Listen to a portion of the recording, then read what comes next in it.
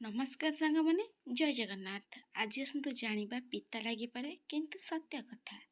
ସ୍ୱାମୀ ଓ ସ୍ତ୍ରୀ ନିହାତି ଭାବରେ ଦେଖନ୍ତୁ, ସ୍ଥାନର ବହୁତ ବଡ଼ ମହତ୍ଵ ଥାଏ କି ଆପଣ କେଉଁଠି। ଯେମିତିକି ଘରେ ସାପକୁ ଦେଖିଲେ ପିଟା ଯାଇଥାଏ, ପରନ୍ତୁ ମନ୍ଦିରରେ ସାପ ଦେଖିଲେ ପୂଜା କରାଯାଇଥାଏ। ମା ପରେ ଜଣେ ବ୍ୟକ୍ତିଙ୍କର ସବୁଠାରୁ ନିକଟତମ ସମ୍ପର୍କ ତାଙ୍କ ସ୍ତ୍ରୀଙ୍କ ସହିତ ଥାଏ। ସ୍ତ୍ରୀ ଜଣେ ପରାମର୍ଶଦାତା, ସ୍ତ୍ରୀ ଜଣେ ଭଲ ବନ୍ଧୁ।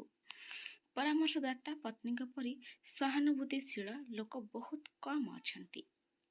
ସମୟ ଯେମିତିକା ହେଉ ସମସ୍ତଙ୍କ ସାଥ ଦିଅନ୍ତୁ, କାହିଁକି ନା ଭଲ ସମୟ କିଛି ସମୟ ଭିତରେ ଚାଲିଯିବ, କିନ୍ତୁ ଖରାପ ସମୟ ଯିବା ପାଇଁ ବର୍ଷ ବର୍ଷ ଲାଗିଯାଇଥାଏ। ଅନେକ ଲୋକ ଅଛନ୍ତି ଯେଉଁମାନେ ଆମର ନିଜର ବୋଲି କୁହାଯାଏ, କିନ୍ତୁ ଯେତେବେଳେ ଆମ ମନ ଦୁଃଖିତ ହୁଏ ବା ଥାଏ, ସେତେବେଳେ ପଚାରିବାକୁ ମଧ୍ୟ କେହି ନଥାନ୍ତି। ସ୍କୁଲରୁ ନେଇକି ହସ୍ପିଟାଲ ପର୍ଯ୍ୟନ୍ତ ସମସ୍ତଙ୍କୁ ପ୍ରାଇଭେଟ୍ ପସନ୍ଦ ହୋଇଥାଏ। ବାସ୍ ଜ୍ୱାଇଁ ଏବଂ ରୋଜଗାର ସରକାରୀ ହେବା ଦରକାର। ଯଦି କାହାର ପୂଜା କରିବାର ଅଛି, ଏତିକି ମନେ ରଖନ୍ତୁ, ଘରଠୁ ବଡ଼ ମନ୍ଦିର ଆଉ କେଉଁଠି ନାହିଁ ଏବଂ ମାଠୁ ବଡ଼ କେଉଁ ଭଗବାନ ଆଉ ନାହାନ୍ତି। ଯେଉଁଦିନ ଆପଣ ଆପଣଙ୍କ ଜୀବନକୁ ପୂର୍ଣ୍ଣ ଭାବରେ ବଞ୍ଚିଛନ୍ତି, ସେହି ଦିନ ହିଁ ଏକମାତ୍ର ଦିନ। ବାକି ସବୁ କିଛି ଦିନ ଯାକ ହେଉଛି କେବଳ ତାରିଖ। ଯେଉଁ ମହିଳା ସବୁବେଳେ ଚୁପ୍ ରହିଥାଏ, ସେହି ମହିଳା ବୁଦ୍ଧିମାନ ହୋଇଥାନ୍ତି। ସେମାନେ ସବୁବେଳେ ଶାନ୍ତ ହିଁ ରହିଥାନ୍ତି। ଜଣା ନାହିଁ ଏଇଟା କେଉଁ ଦୁନିଆ, ଏଠି ଖରାପ ଲୋକଙ୍କୁ ସୁଯୋଗ ମିଳିଥାଏ ଏବଂ ଭଲ ଲୋକଙ୍କୁ ହିଁ ଧୋକା ମିଳିଥାଏ। ଖରାପ ସମୟ ମଧ୍ୟ ଆଶ୍ଚର୍ଯ୍ୟଜନକ ହୋଇଥାଏ, କାହିଁକି ନା ଯେଉଁମାନେ ଆପଣଙ୍କୁ ଆପଣ କହୁଥିବେ, ସେମାନେ ମଧ୍ୟ ତୁ କହିବା ଆରମ୍ଭ କରିଦିଅନ୍ତି। ସେଥିଲାଗି କୁହାଯାଏ, ଖରାପ ସମୟ ମଣିଷକୁ ଚିହ୍ନି ଦେଇଥାଏ କିଏ କେଉଁ ଭଳି।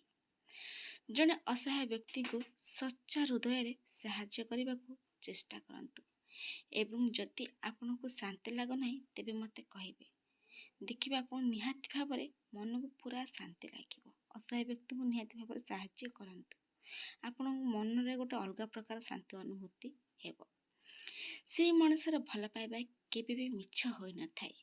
ଯିଏ ଆପଣ କାନ୍ଦିଲେ ସିଏ କାନ୍ଦିଥାଏ ଏବଂ ଆପଣଙ୍କ କଟୁ କଥା ଶୁଣି ମଧ୍ୟ ନୀରବ ରହିଥାଏ।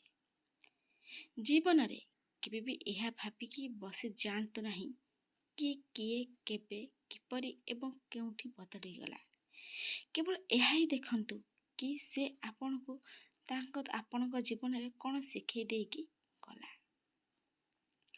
ଯନ୍ତ୍ରଣା ବା କଷ୍ଟ ସବୁବେଳେ ଲୁହରେ ନଥାଏ, ବେଳେବେଳେ ହସ ଭିତରେ ବି ଲୁଚିକି ରହିଥାଏ ବହୁତ ବଡ଼ ବଡ଼ କଷ୍ଟ ଓ ଯନ୍ତ୍ରଣା। ଜଣେ ପୁରୁଷର ଗର୍ବ ଜଣେ ନାରୀ ହୋଇଥାଏ ଏବଂ ଜଣେ ନାରୀର ଗର୍ବ ଜଣେ ପୁରୁଷ ହିଁ ହୋଇଥାଏ। ଅତ୍ୟଧିକ ବୁଝାମଣା ମଧ୍ୟ ଏକ ବୋଝ ପ୍ରମାଣିତ ହୁଏ, କାରଣ ସ୍ମୃତି ସର୍ବଦା ସେମାନଙ୍କ ବିଷୟରେ ଆସେ ଯାହା ସହିତ ହୃଦୟ ଜଡ଼ିତ ରହିଥାଏ। ଦାନ କରିବା ଦ୍ୱାରା ଧନ ତ ଯାଇଥାଏ, କିନ୍ତୁ ମା ଲକ୍ଷ୍ମୀ ଯାଇନଥାନ୍ତି। କେବେ ବି କାହାକୁ ଖୋଜିବାକୁ ବାହାରକୁ ଯାଆନ୍ତୁ ନାହିଁ, କାରଣ ଲୋକମାନେ ହଜି ଯାଆନ୍ତି ନାହିଁ, ଲୋକମାନେ ସମୟ ଅନୁସାରେ ବଦଳି ଯାଇଥାନ୍ତି। ଯଦି ଆପଣ ଜୀବନ ବଞ୍ଚିବାକୁ ଚାହୁଁଛନ୍ତି, ତେବେ ଯନ୍ତ୍ରଣା ହେବ, ନଚେତ୍ ମୃତ୍ୟୁ ପରେ ଆପଣ ଜଳାପୋଡ଼ାର ବି ଅନୁଭବ କରିପାରିବେ ନାହିଁ। ଯେ ଜୀବନ ବଞ୍ଚିବାକୁ ହେଲେ ସଂଘର୍ଷ କଷ୍ଟ କରିବାକୁ ପଡ଼ିଥାଏ। ସମ୍ପର୍କ ପ୍ରକାଶ କରାଯାଏ ନାହିଁ, ବରଂ ବଜାୟ ରଖାଯାଏ। ଦୂରରେ ହେଉ କି ନିକଟରେ ହେଉ, ଏକ ସୁନ୍ଦର ସମ୍ପର୍କକୁ ସମୟ ଦିଆଯାଏ, ମିଥ୍ୟା ପ୍ରତିଶ୍ରୁତି ନୁହେଁ। ସେଥିଲାଗି ସମୟ ଦିଅନ୍ତୁ ଗୋଟେ ସମ୍ପର୍କକୁ। ସମୟ ଭଲ ପାଇବା ଦେଲେ ଗୋଟେ ସମ୍ପର୍କ ନିହାତି ଭାବରେ ବଜାୟ ରହିବ। ଜୀବନରେ ସଫଳ ହେବା ପାଇଁ ସ୍ୱାଧୀନ ହେବା ବହୁତ ଗୁରୁତ୍ୱପୂର୍ଣ୍ଣ। କେତେବେଳେ ସମୟ ବିତିବା ସହିତ ବନ୍ଧୁମାନେ ଶତ୍ରୁ ହୋଇଯାଆନ୍ତି ଏବଂ ଶତ୍ରୁମାନେ ବନ୍ଧୁ ହୋଇଯାଆନ୍ତି, କାରଣ ଏହି ସ୍ୱାର୍ଥପରତା ବହୁତ ଶକ୍ତିଶାଳୀ।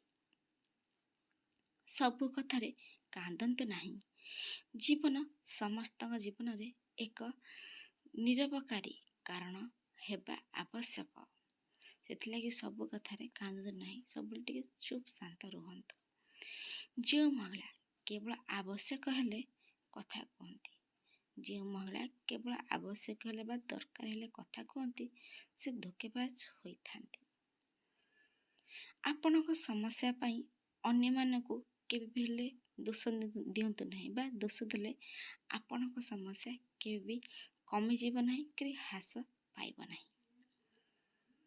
ଏହି ଦୁନିଆ ପ୍ରାୟତଃ ସେମାନଙ୍କୁ ଲୁଟି ନିଏ ଯେଉଁମାନେ ନିଜ ମୂଲ୍ୟ ବିଷୟରେ ଜାଣି ହିଁ ନାହାନ୍ତି। ପୁରୁଷର ଦୁଃଖ ନୀରବତାର ଗର୍ଭରେ ଜନ୍ମ ନେଇଥାଏ ଏବଂ ତା ଭିତରେ ଲୁଚି ରହିଥାଏ। ଯେତେବେଳେ ମହିଳାଙ୍କ ଲୁହ ସବୁଠି ଶବ୍ଦ କରିଥାଏ, କିନ୍ତୁ ଗୋଟେ ପୁରୁଷର କଷ୍ଟ କେହି ବି ଜାଣିପାରନ୍ତି ନାହିଁ। ଏହା ହେଉଛି ସତ୍ୟ କଥା। ଏହା ପ୍ରେମର ଗଣିତ।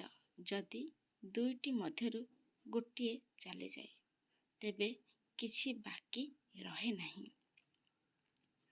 ପ୍ରାୟତଃ ସେହି ସମ୍ପର୍କ ଗୁଡ଼ିକ ଭାଙ୍ଗିଯାଏ ଯାହାକୁ ଜଣେ ଏକା ସମ୍ଭାଳିବାକୁ ଚେଷ୍ଟା କରେ।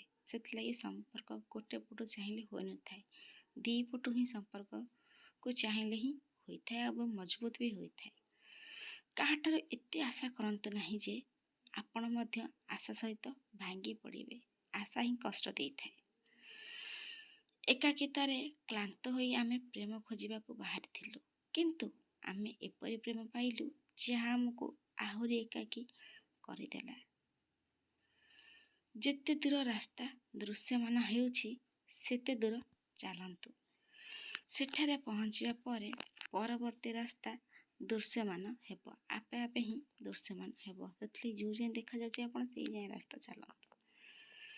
40 ବର୍ଷ ହେବା ପରେ ସ୍ତ୍ରୀର ସୁନ୍ଦରତା 4 ଗୁଣ ବଢ଼ିଯାଇଥାଏ। 40 ବର୍ଷ ହେବା ପରେ ଗୋଟେ ସ୍ତ୍ରୀର ସୁନ୍ଦରତା 4 ଗୁଣ ବଢ଼ିଯାଇଥାଏ। ଜୀବନରେ ଏତେ ବ୍ୟସ୍ତ ହୋଇଯାଆନ୍ତୁ କି ଉଦାସ ହେବା ପାଇଁ ସମୟ ହିଁ ମିଳିବ ନାହିଁ। ଯଦି ଆପଣ ହସିକି ଚାରିପାଖକୁ ଦେଖନ୍ତି, ତେବେ ସାରା ଦୁନିଆ ରଙ୍ଗୀନ ଦେଖାଯାଇଥାଏ। ନଚେତ୍ ଓଦା ଆଖିପତା ସହିତ ଦର୍ପଣ ମଧ୍ୟ ଅସ୍ପଷ୍ଟ ଦେଖାଯାଇଥାଏ। ଯେତେବେଳେ ଆମ ନିଜ ଲୋକମାନେ ଆମକୁ ପରିତ୍ୟାଗ କରନ୍ତି, ସେତେବେଳେ ବିଶ୍ୱାସ ହରାଇବା ଏକ ବହୁତ ଛୋଟ କଥା ହୋଇଥାଏ। ନିଜ ଲୋକ ଯେତେବେଳେ ଆମକୁ ଛାଡ଼ି ଦିଅନ୍ତି, ମୃତ୍ୟୁକୁ ସହ୍ୟ କରାଯାଇପାରିବ, କିନ୍ତୁ କେତେକ ସମୟରେ ଛୋଟ ଛୋଟ କଥା ମଧ୍ୟ ମନକୁ ଶାନ୍ତ କରିପାରେ। କ୍ୟାଲେଣ୍ଡରର ଭାଗ୍ୟ ପ୍ରତି ପ୍ରେମ ଏବଂ ଗରିବ ଲୋକଙ୍କ ବନ୍ଧୁତା କେବେ ବିଶ୍ୱାସଘାତକତା କରେ ନାହିଁ। ଏହା ହେଉଛି ସତ୍ୟ କଥା। ମହିଳାଙ୍କ ଶରୀରର କେଉଁ ଅଂଶ ସବୁଠାରୁ ଅଧିକ ଗରମ? ବନ୍ଧୁ, ହୃଦୟ ସାଧାରଣତଃ ଶରୀରରେ ରକ୍ତ ପମ୍ପ କରି ତାପ ଉତ୍ପାଦନ କରେ। ଏହି ରକ୍ତ ସଞ୍ଚାଳନ ମାଧ୍ୟମରେ ଶରୀରର ଅନ୍ୟ ଅଂଶକୁ ତାପ ପହଞ୍ଚାଏ, ଯାହା ଶରୀରର ଅନ୍ୟ ଅଂଶର ତାପ ବୃଦ୍ଧି କରେ। ତେଣୁ ମହିଳାଙ୍କ ଶରୀରରେ ହୃଦୟ ସବୁଠାରୁ ଅଧିକ ଉତ୍ତପ୍ତ ରହିଥାଏ। ଏମିତି ନୂଆ ନୂଆ ଭିଡ଼ିଓ ଦେଖିବା ପାଇଁ ସାଙ୍ଗମାନେ ଚ୍ୟାନେଲକୁ ସବସ୍କ୍ରାଇବ୍ କରନ୍ତୁ ଏବଂ ଲାଇକ୍ କମେଣ୍ଟ ସେୟାର ବି କରନ୍ତୁ। ସମ୍ପୂର୍ଣ୍ଣ ଭିଡ଼ିଓ ଦେଖିଥିବାରୁ ଆପଣଙ୍କୁ ବହୁତ ବହୁତ ଧନ୍ୟବାଦ। ଆଜି ପାଇଁ ରହୁଛି ସାଙ୍ଗମାନେ, ଜୟ ଜଗନ୍ନାଥ।